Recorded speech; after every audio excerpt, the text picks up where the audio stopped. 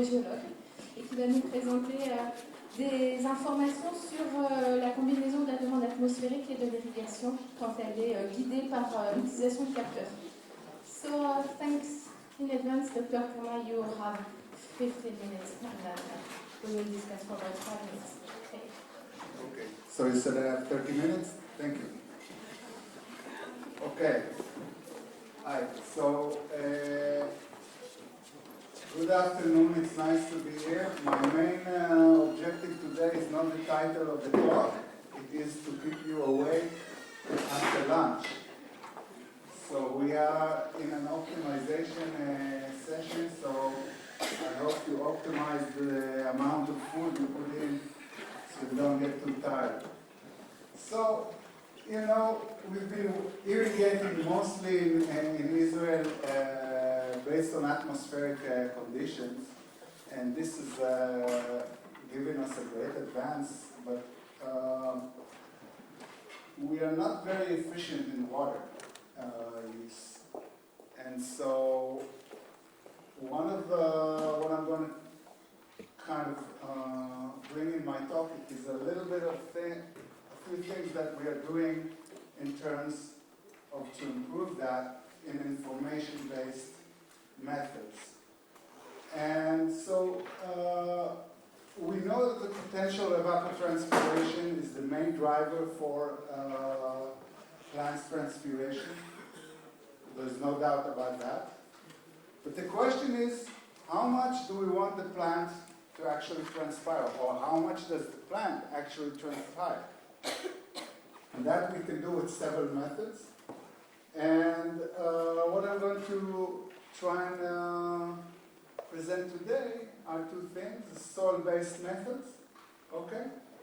And I'm going to show you that these rely on the stages of the plant. So, you know, this is becoming really important because if we looked at a certain growing period that was very well synchronized with the climate, we could use crop coefficients, and for everywhere it worked pretty good.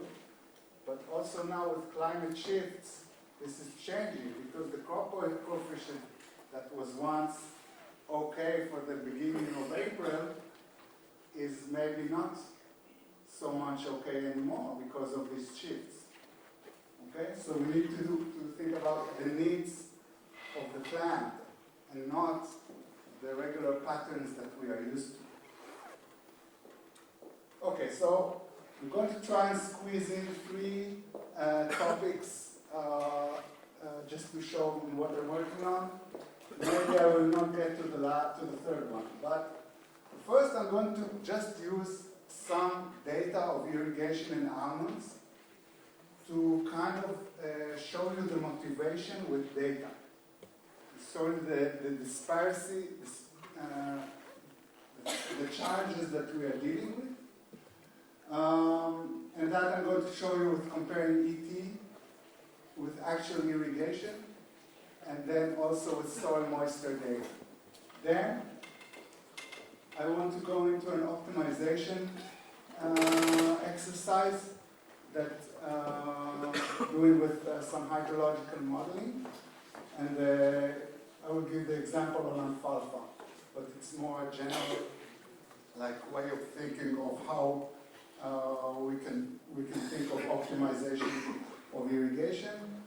And then if I get to the last one is some development of measurement techniques. Okay, so almonds.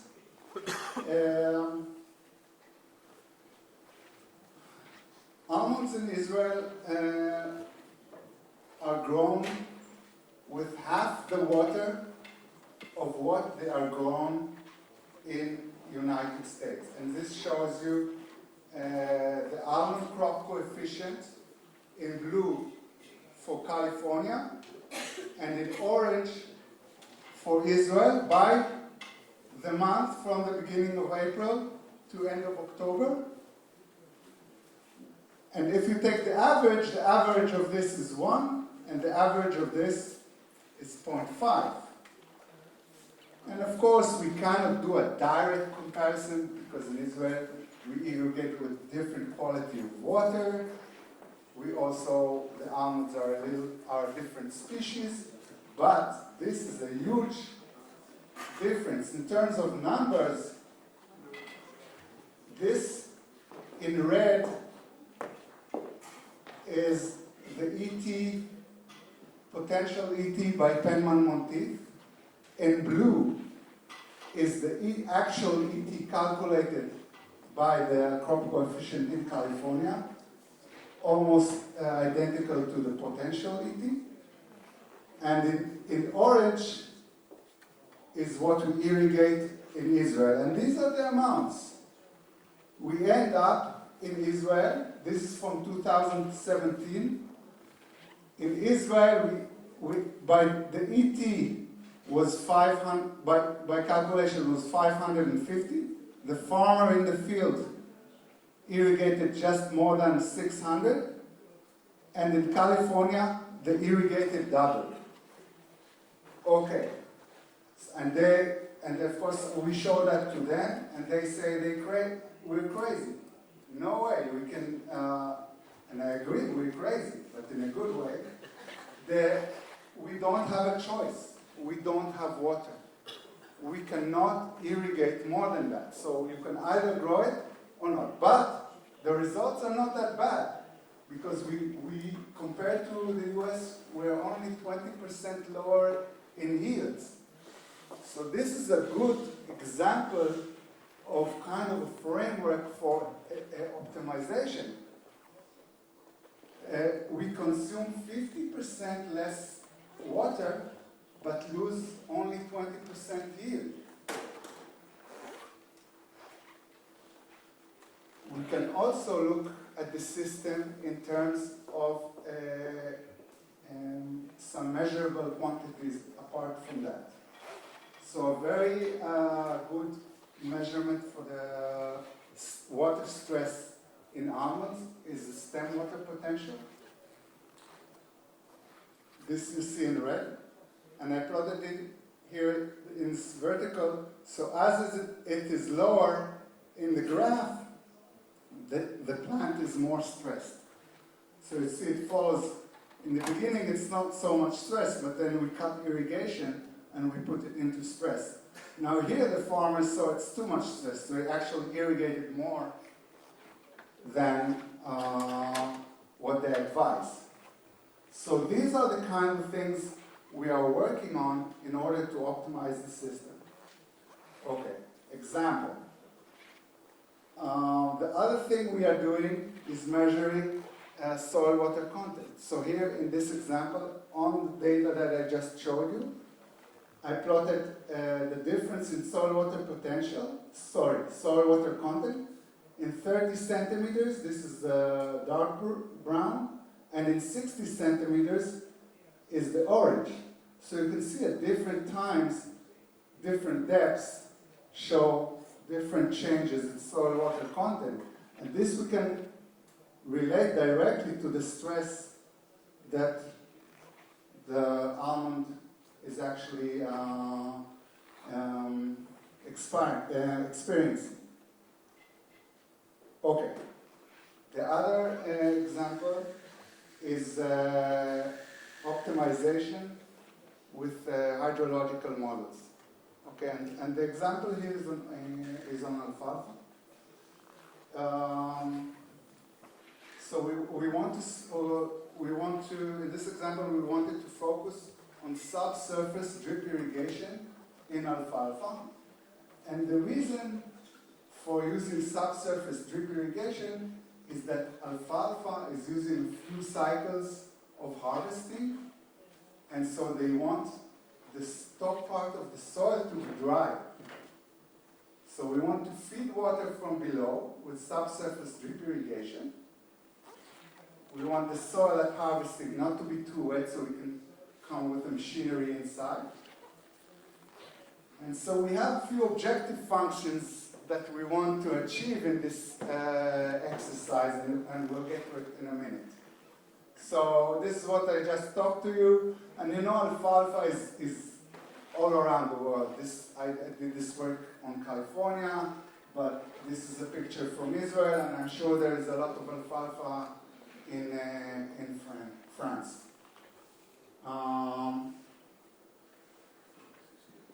And you know, the variables are relatively simple. Okay, let's consider a relatively simple scenario. In the drip line, we need to decide what depth to install the drip and what spacing. Okay? Then irrigation, we need to decide how frequent we irrigate and for how long, or how much dose we put in each time. And then we have other properties of the field, the soil type and the root distribution, which is sometimes unknown.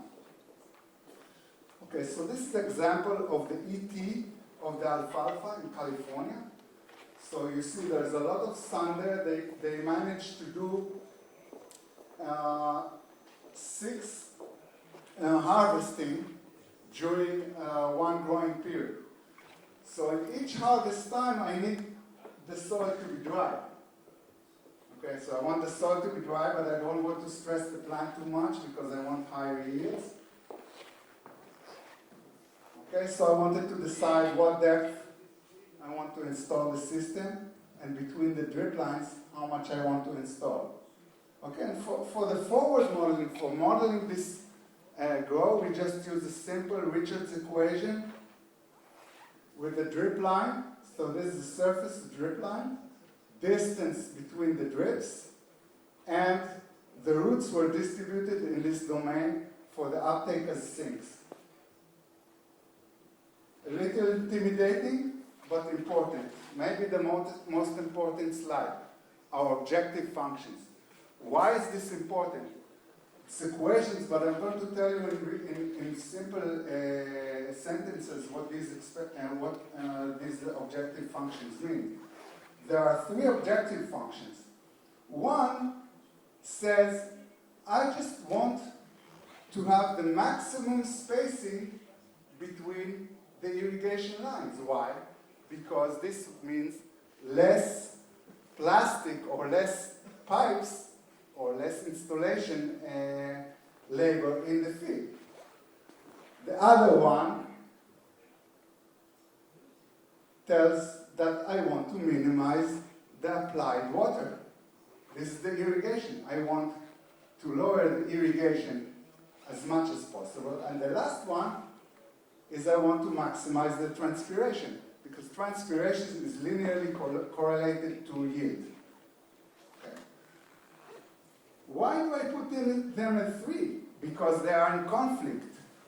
Of course, objective function 2 is in conflict with objective function 3, because if I apply less water, I get less yield or less transpiration, right?